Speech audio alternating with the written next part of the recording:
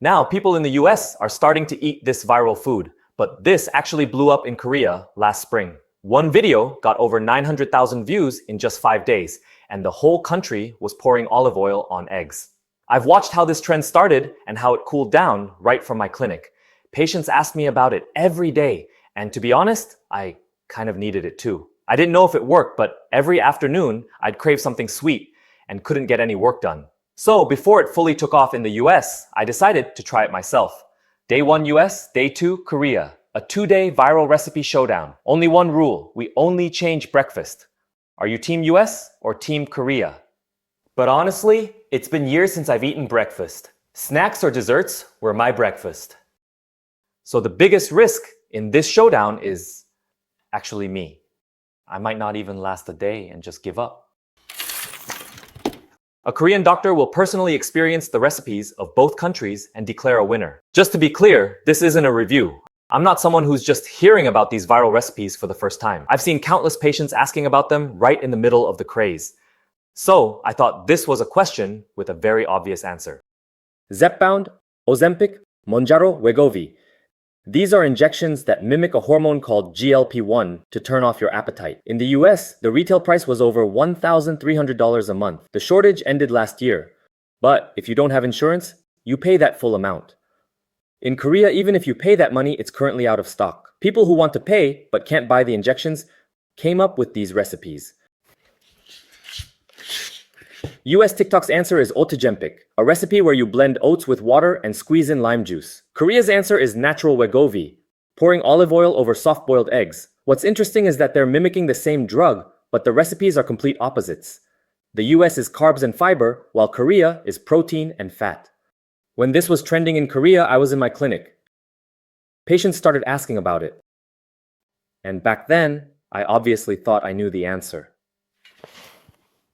Today is day 1 breakfast, and first I'm going to try Oatzempic.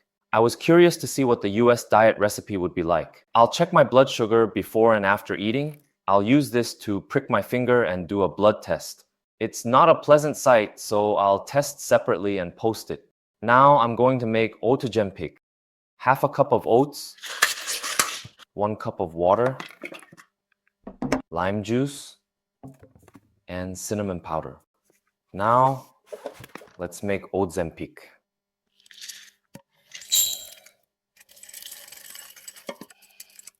About 200 grams of oatmeal,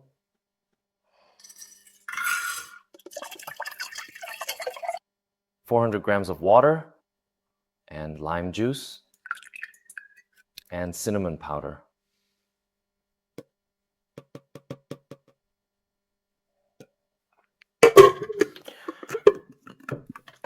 I'll go blend the ingredients.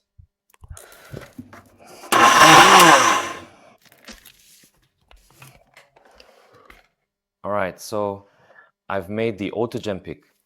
I blended it hard, but I'm not sure if it blended properly. If we look at how Oatzempic works, the soluble fiber beta-glucan in oats gives a feeling of fullness, and cinnamon powder can have a positive effect on blood sugar or GLP-1. But Oatzempic, I think they came up with a really good name. Let me like.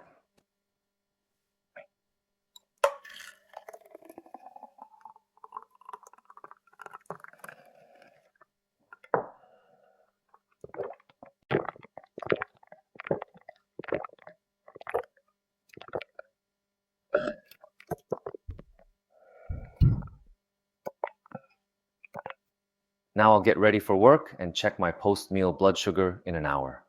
Yes, this is a Korean's commute, and our scoreboard is commuting with us. All right, let's commute safely together. It's day 2. Today, I'm going to make the Korean recipe. It's very simple.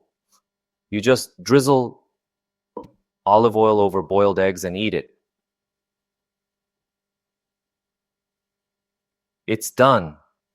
The reason this recipe went viral in Korea is because a famous Korean internist made this claim on TV.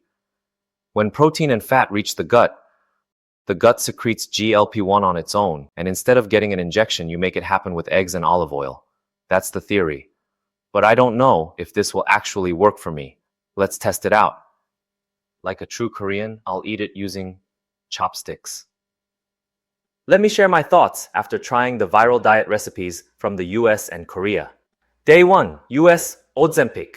My blood sugar 1 hour after eating was 109. Honestly, I didn't expect much because it was gray, watery, and had almost nothing to chew. But this lasted me until lunchtime. I wasn't stuffed, but I didn't find myself looking for snacks. So, I gave Ozempic 2 stars. Day 2, Korea's natural Wegovy. My blood sugar 1 hour after eating was 97. You don't use the olive oil for cooking. You just pour it right over the eggs. This is seriously the recipe? I laughed a bit too, but this one lasted even longer. I didn't even think about food until the afternoon. And maybe because there were no carbs, my post-meal blood sugar was even lower. So, because the post-meal blood sugar was lower, I gave it 3 stars. I thought 2 days would be enough. I put the cute stars on the makeshift scoreboard, and I was ready to end it here. The answer I knew was right. But then a question came to mind. They're complete opposites, but both somehow had an effect. What I expected was for one of them to fail, but neither of them did. So tomorrow's breakfast wasn't originally in the plan. I'm going to try combining the two. I was going to choose a winner, but suddenly I wanted to try both.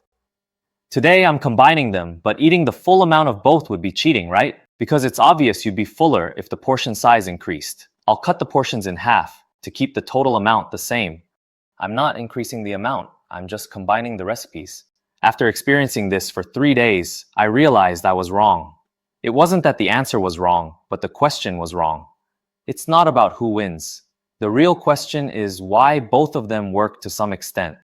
The viral recipes of the two countries are complete opposites, but they share one thing in common. They both send real food down to the gut. The gut naturally secretes GLP-1 when food arrives. That's exactly what the injection mimics. So these recipes weren't mimicking the drug. They were just doing what a proper breakfast was always supposed to do. I felt a bit embarrassed here. I've seen these viral recipes countless times, and even explained them to patients who asked. I was someone who knew the medical knowledge well in my head. But my own breakfast had been this for years. The real loser of this showdown isn't oats or eggs. It's my habit of never giving my gut a chance to do its job.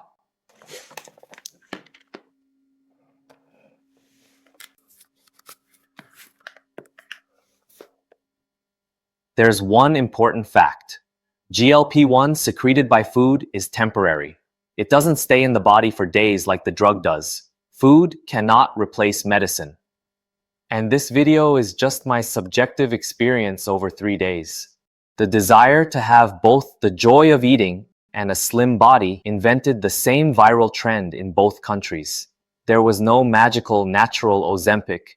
I just ate a healthy breakfast. And all this time, I hadn't been eating that breakfast. So, what am I going to eat tomorrow morning? I'll have to think about it.